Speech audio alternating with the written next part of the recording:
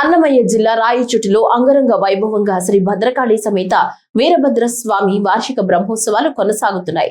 బ్రహ్మోత్సవాల్లో భాగంగా శ్రీ భద్రకాళి సమేత వీరభద్ర స్వామి వారికి రథోత్సవం నిర్వహించారు. ఈ రథోత్సవం రాయచోటి పట్టణం పురవీధిలో కొనసాగింది. మేళతాళాలు, కోలాటాలు, కన్నడ భక్తులు, రాయచోటి భక్తుల నడుమ స్వామి రథోత్సవం వైభవంగా నిర్వహించారు. ఈ రథోత్సవంలో ఎక్కడ ఎలాంటి అవాంఛనీయ సంఘటనలు జరగకుండా పోలీసులు భారీ బందోబస్తు ఏర్పాటు చేశారు.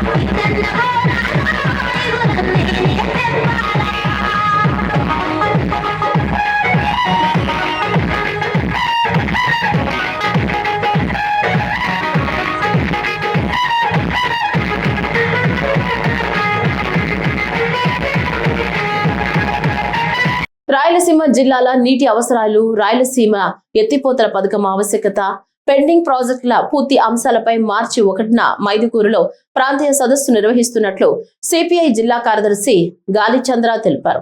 శనివారం మైదుకూరులో ఈ కార్యక్రమానికి సంబంధించిన కరపత్రాలను సిపిఐ నాయకులు విడుదల చేశారు. రాయలసీమలో శాశ్వత కరువు నివారణకు గాలేరు, నగరి, హంద్రీ నీవా రెండో దశ, తెలుగుగంగ, రాజోలి ప్రాజెక్టులతో పాటు పంట కాల్వల పూర్తి, ప్రతి గ్రామానికి త్రాగునీరు, ప్రతి ఎకరాకు సాగునీరు లక్ష్యంగా పోరాటం కొనసాగిస్తామని పేర్కొన్నారు. రాయలసీమ ఎత్తిపోతల పథకాన్ని పూర్తి చేసి శ్రీశైలం కుడి ప్రధాన కాల్వ సామర్థ్యాన్ని పెంచాలని డిమాండ్ చేశారు.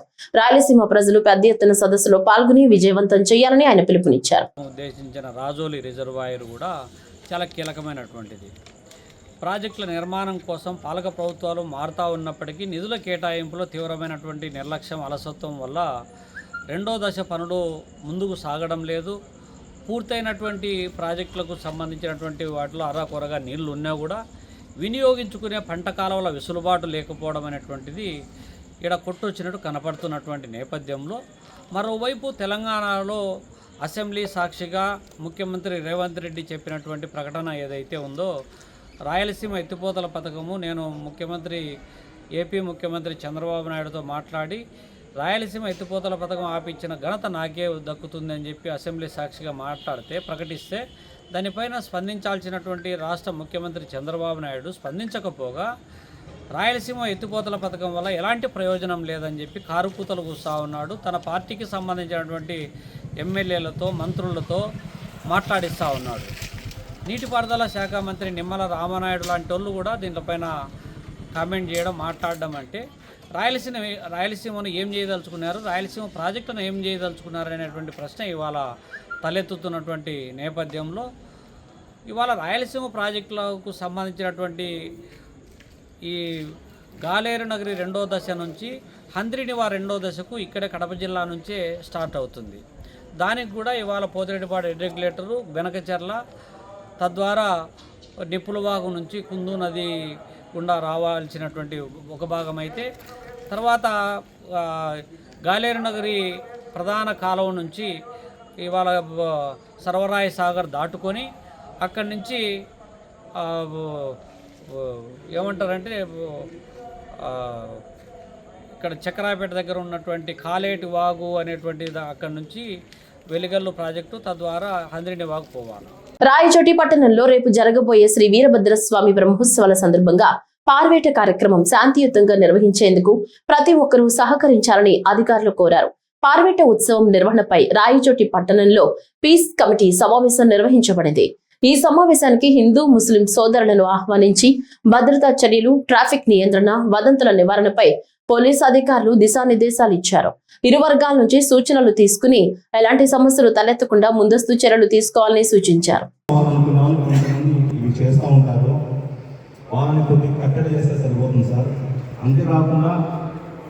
ఒకరి మనోభావాలను ఒకరు అర్థం చేసుకోవాలా. ఖచ్చితంగా ఇప్పుడు మనం ఏదైనా ప్రోగ్రామ్ చేస్తూ ఉన్నాము, పక్కన వాళ్ళ విషయం కూడా ఆలోచించి అక్కడ మసీద్ దగ్గర వెళ్ళినప్పుడు లేదంటే ఇది రిక్వెస్ట్ అనుకోండి సార్, ఆ ఏరియాలో కొద్దిగా ముస్లిం పాపులేషన్ ఎక్కువగా ఉంది. మనం అక్కడ ఉండే ముస్లిమ్స్లో ఇంతకుముందు కూడా సాంప్రదాయంగా వస్తుంది. గుడి నుంచి ఏదైనా అక్కడికి ఎవరైనా ఈ తీసుకొని పోతే అక్కడికి వాళ్ళు స్వీట్స్ ఇవ్వడము, తర్వాత వచ్చేసి షర్బత్ ఇవ్వడము, ఇది ఆనవాయితీగా ఉంది. ఎప్పుడు కూడా ఇది పెద్దగా ఫోకస్ అయ్యేది. అదే పనిగా అది ఏదైనా ఫోకస్ అయినప్పుడు కొంతమంది వల్ల అది కొన్ని సమస్యలు వస్తుంటాయి. ఈ డీజే ఏదైనా తగ్గిస్తే, డీజే దాన్ని లేకుండా చేస్తే మంచిదని నా అభిప్రాయం సార్. అంతేకాకుండా ఆ మసీద్ ముందర కొద్దిగా ఇప్పుడు ఎట్లుందంటే ఒక అట్మాస్ఫియర్ ఇక్కడ క్రియేట్ అయింది. హిందూ ముస్లిమ్స్లో బాగా టర్మ్స్ కలిసినాయి. ఏదో సీనియర్స్ ముందు కొన్ని ఉండొచ్చు, ఇప్పుడు బాగా అందరిలో మంచి టర్మ్స్ కలిసినాయి, బ్రహ్మాండంగా కలిసిమెలిసి ఉన్నామనే అభిప్రాయం ఉంది. ఏదైనా ఈ డీజేని కొద్దిగా కంట్రోల్ చేస్తే సార్, మసీదు ముందర ఈ సౌండ్స్లో ఏదైనా కొద్దిగా చేసి మేము కూడా వాళ్ళతో పాటు ఉంటాము. ఎక్కడ స్టార్ట్ అవుతుందో ఏరియా, ముస్లిం ఏరియా బయట వస్తుందో అక్కడి నుంచి అక్కడ విగ్రహం వరకు మేమందరం కొంతమంది ఒక 10 మందో 15 మందో. కడప జిల్లా వేంపల్లి మండలంలోని నందిపల్లి గ్రామంలో నూతనంగా నిర్మించిన నందీశ్వర ఆలయంలో శివలింగం, నందీశ్వరుడి విగ్రహాలకు ప్రాణప్రతిష్ఠ వేడుకలను నిర్వహించడంతో పాటు ఆలయాన్ని ప్రారంభిస్తున్నట్లు నందీశ్వర ఆలయ కమిటీ చైర్మన్ మారం శ్రీకాంత్ రెడ్డి పేర్కొన్నారు. నందిపల్లి గ్రామంలో గత వైసీపీ ప్రభుత్వం దాతల సహకారంతో నూతనంగా నందీశ్వర ఆలయాన్ని నిర్మించారు. గత ప్రభుత్వంలో 6 కోట్ల రూపాయలు ఖర్చు కాగా వాటిలో గత వైసీపీ ప్రభుత్వం 1.80 కోట్లు, దాతల నుంచి 70 లక్షలు వచ్చినట్లు ఆలయ చైర్మన్ మారం శ్రీకాంత్ రెడ్డి చెప్పారు. ఈ నేపథ్యంలో 23వ తేదీన 27వ తేదీ వరకు నందీశ్వర ఆలయంలో ప్రత్యేక పూజలు చేపడుతున్నట్లు చెప్పారు. ఆలయ ప్రారంభం మొదటి రోజున 23వ తేదీన గణపతి పూజ, యాగశాలలు ప్రవేశం, మృత్యుంగ్రహణం, అంకురారోపణం, అగ్ని ప్రతిష్ఠ, 24న ప్రాతకాల పూజ, లక్ష్మీ గణపతి హోమం, మూలమంత్ర హోమంలు, 25న మహారుద్ర హోమం, గ్రామోత్సవంతో పాటు నందీశ్వరుడికి మహానీరాజనం, కోటి దీపోత్సవం, 26న కంచి పీఠాధిపతుల జగద్గురు శంకర విజయేంద్ర సరస్వతి శంకరాచార్య స్వామిగల్ ఊరేగింపుతో పాటు యంత్ర పరీక్షలు, విగ్రహ ప్రతిష్ఠ, ధ్వజాశిఖర ప్రతిష్ఠ, కుంభాభిషేకం నిర్వహిస్తున్నట్లు చెప్పారు. 27న రుద్రాభిషేకం చేయడంతో పాటు శివపార్వతుల శాంతి కళ్యాణం నిర్వహిస్తున్నట్లు చెప్పారు.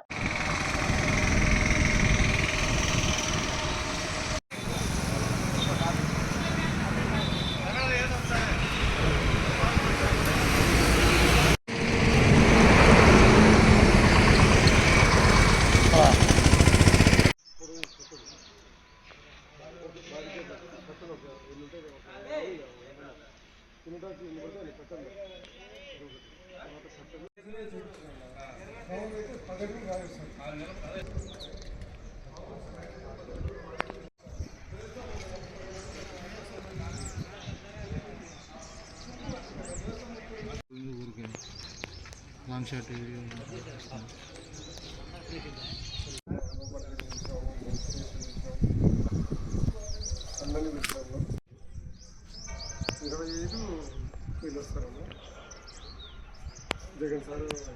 రాష్ట్రంలోని ప్రజల మనోభావాలు దెబ్బతినేలా ప్రవర్తించిన వైసీపీ నాయకులకు మంచి బుద్ధిని ప్రసాదించాలని కూటమి నాయకులు ఆకాంక్షించారు.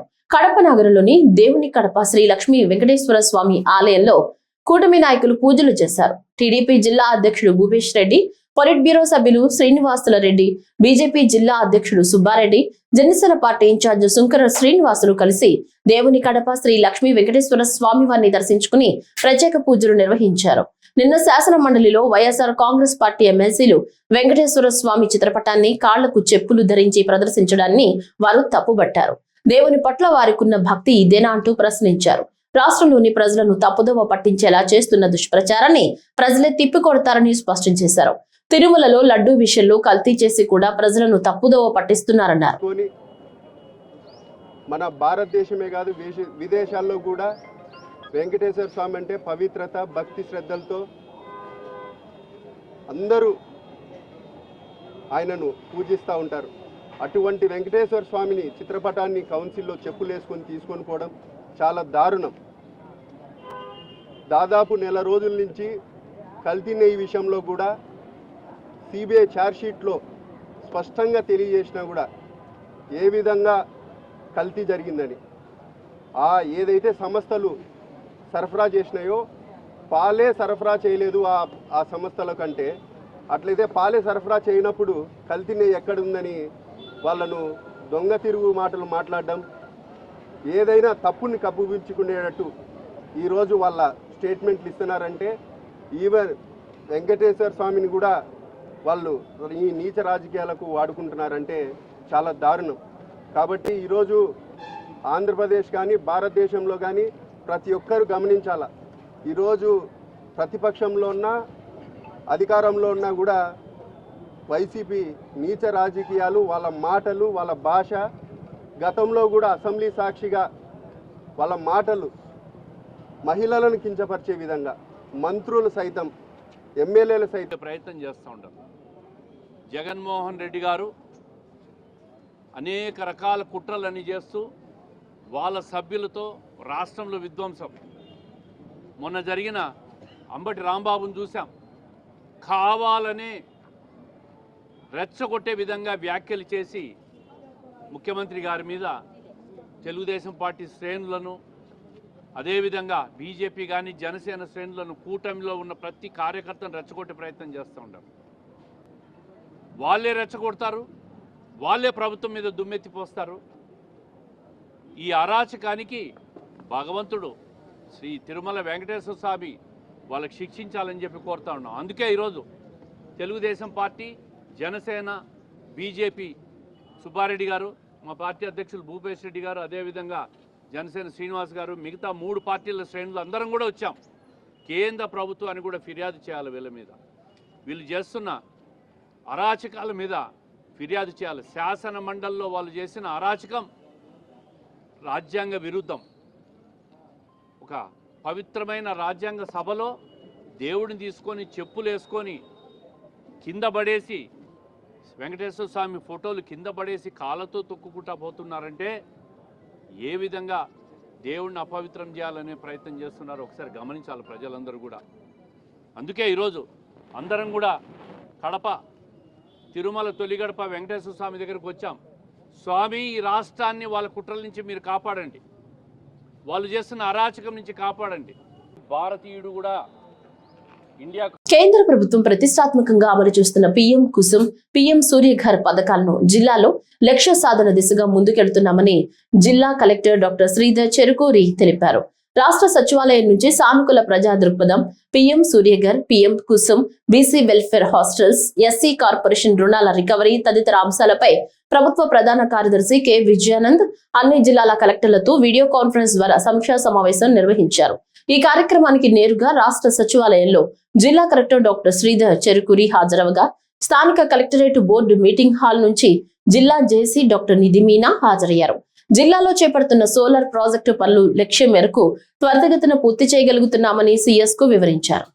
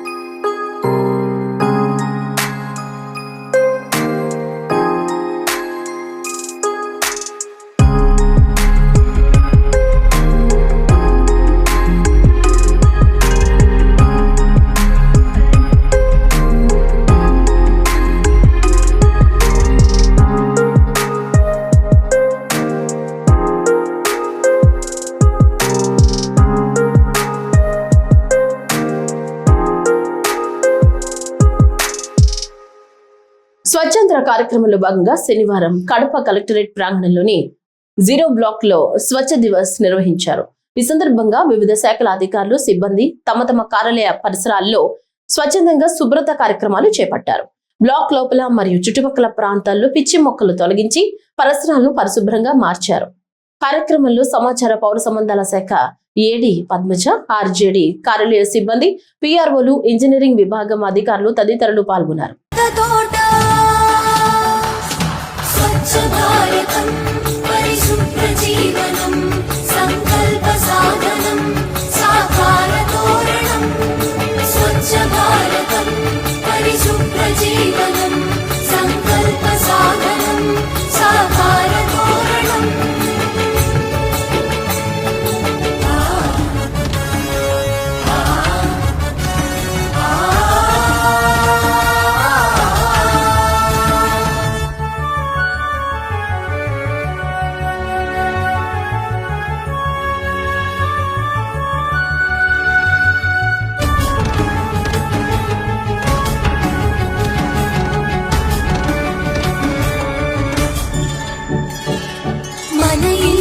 మన వాకిలి, మన జిల్లా, మన రాష్ట్రం, మన దేశం, మనమంద మమేకమై కదలాలి. మన ఇల్లు, మన వాకిలి, మన జిల్లా, మన రాష్ట్రం, మన దేశం, మనమంద మమేకమై కదలాలి. కలుపు మొక్కలా ఎదిగే కాలుష్యపు కోరలనిక,